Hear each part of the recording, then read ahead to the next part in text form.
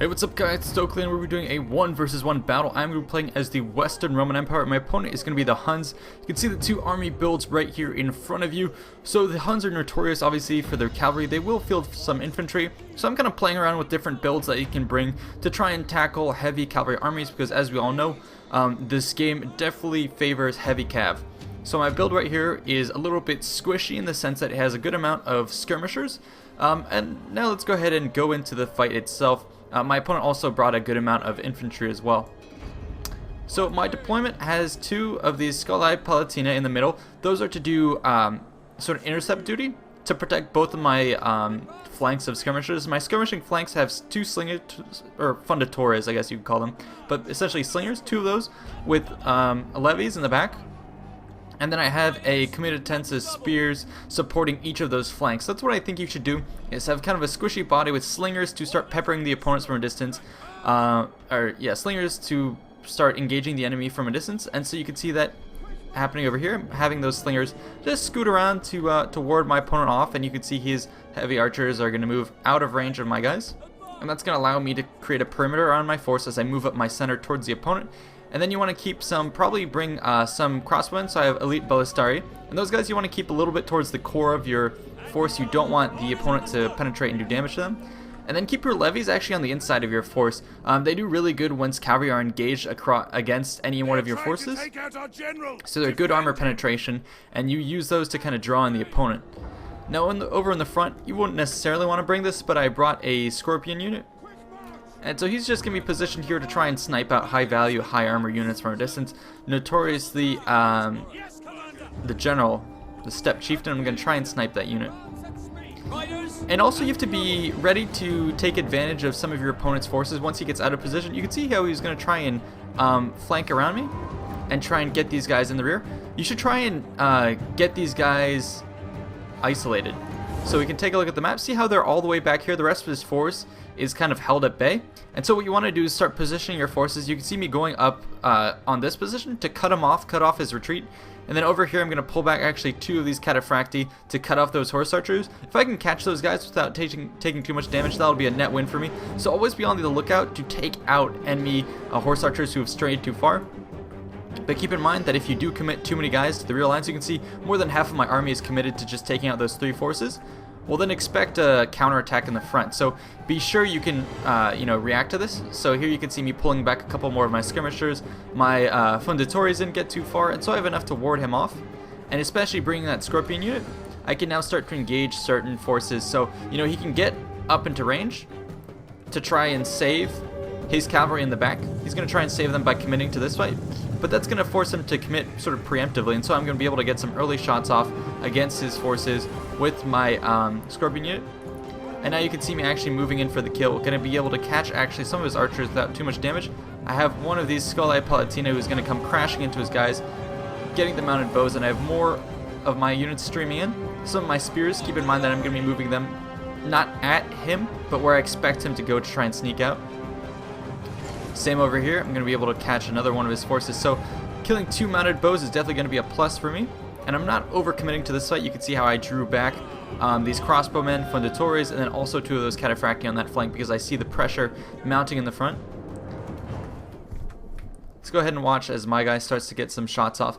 Now I have this cavalry unit in the front, and I should draw him back. You can see how he's going to start taking enemy fire. And so I'm going to pull him back out of combat.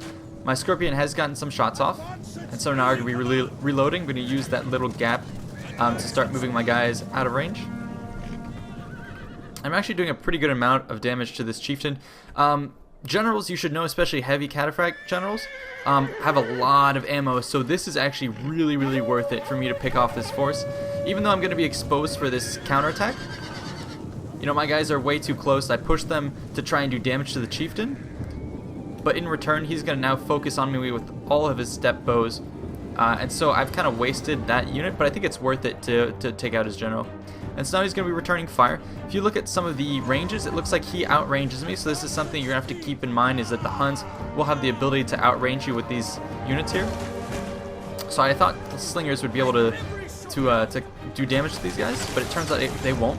But that's okay, I'm just playing a little bit of delaying action, allowing myself to clean up the rear guard of the cavalry. So I've clean those guys up.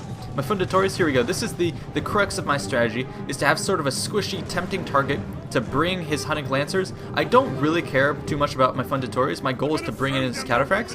And so look at this. Let's go ahead and put this on pause. He's going to land an assault on all fronts. It looks like he's targeting my Fundadores. That's fine. Look at what I've positioned in the back.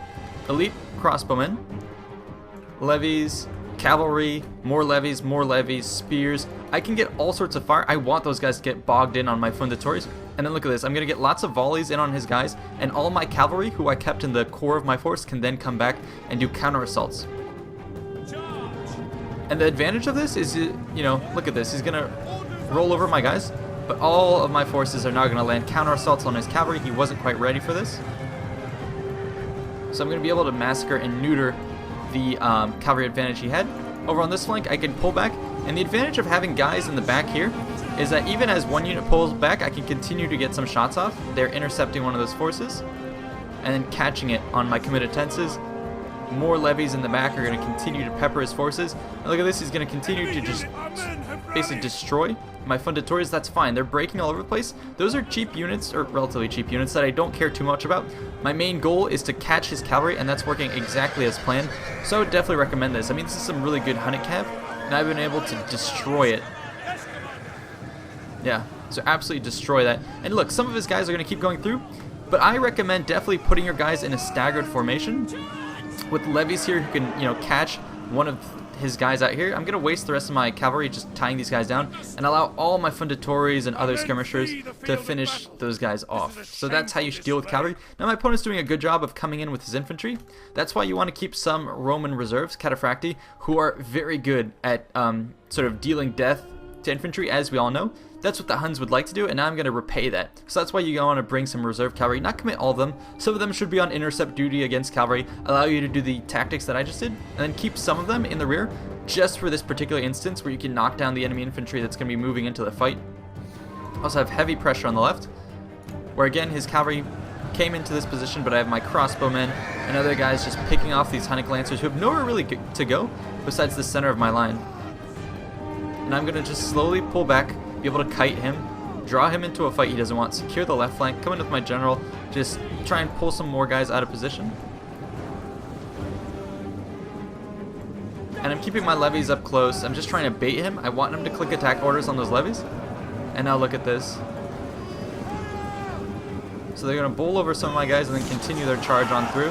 And those infantry, because they had the wrong attack order, are not going to get their volley off against my guys, so that's perfect. So I'm going to be able to just destroy those Bosphorus infantry. Meanwhile, the rest of my guys have retreated, and they're going to be doing a lot of damage to the rest of those Bosphorus infantry over there. His archers are still going uncontested in the back, but I'm not too worried.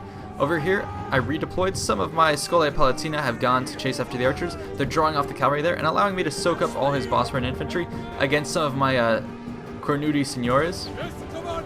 And I have, again, the staggered formation, and always keeping the most valuable guys, the elite ballistari, in the very back.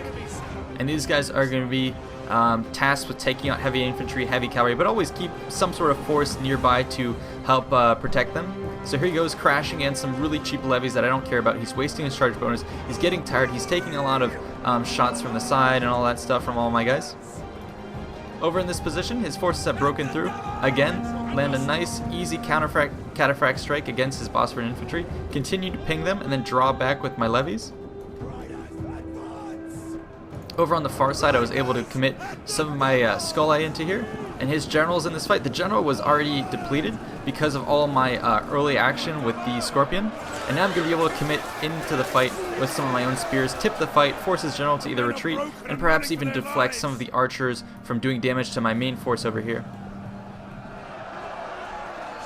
So these guys are still caught on levies, who are holding out for a surprising amount of time. And if you were to do this build with perhaps a barbarian build, I know they have some pretty good levy type forces that you can use that are cheap fodder units with javelins who can do a pretty good amount of damage in melee. And I have my general up here, my Magister Militum, who has a lot of health, and he's been doing a lot of rear strikes. But my opponent is now going to focus on him, all his archers, all his javelins. You can see the shots raining in here. And so I really have to pull this general out of position. Losing him would be a catastrophe. So you can see him here with the red shield. He's one of the last few guys alive. So So I'm going to be able to pull him thankfully out of the fight. That would have been a pretty devastating blow. And now the battle is turning in our favor. I was able to break the enemy general. I'm pursuing him off the field. Over on this side over here, I was able to break his unit of phosphor infantry and then clean up his archers with my guys, my levies, and whatnot. So this is a tactic that I recommend you use, the staggered formation for your forces, a little bit of a squishy, vulnerable targets using fundatories or whatever, and then make sure you have enough spears in depth, and especially armor penetrating units, javelins. Have those guys right behind your juicy soft targets. And it's good to have those soft targets be fundatories or slingers. They're some sort of archers, because the thing is, either he takes the bait and he gets sucked into that and then you deal damage with him with the skirmishers, or he thinks better and he stays away. Well, then that's when you just do damage with those fundatories, those slingers, from a distance like they're meant to. So keep your units together and move that position up, and then take care of any distracted units who get into the back, just like how I isolated and destroys those cavalry horse archers. So yeah, this is going to be one of the early tactics videos for defeating the Huns. Hope you guys enjoyed, and obviously the balance of the game will change. We're still discovering a lot of features, so yeah, stay tuned for more of that. We'll go ahead and look at the results screen. But here you go. Here is my build. There's obviously going to be ways to refine it, but it worked really well. Especially look at these levies, getting a lot of kills, and these are very cheap troops. A lot of kills against very elite forces. And yeah, I didn't actually use that much infantry as the Western Roman Empire, even though that's their forte. So obviously if you use maybe a faction like the Sassanids that already has a lot of good skirmishers and heavy cav, that would be a way to do it. But this would be my recommendations on how to bring a sort of a heavy infantry force, the Western Roman Empire, against a Hunnic force. I'll try this again with the Franks. But anyways, hope you guys enjoyed. See you next time.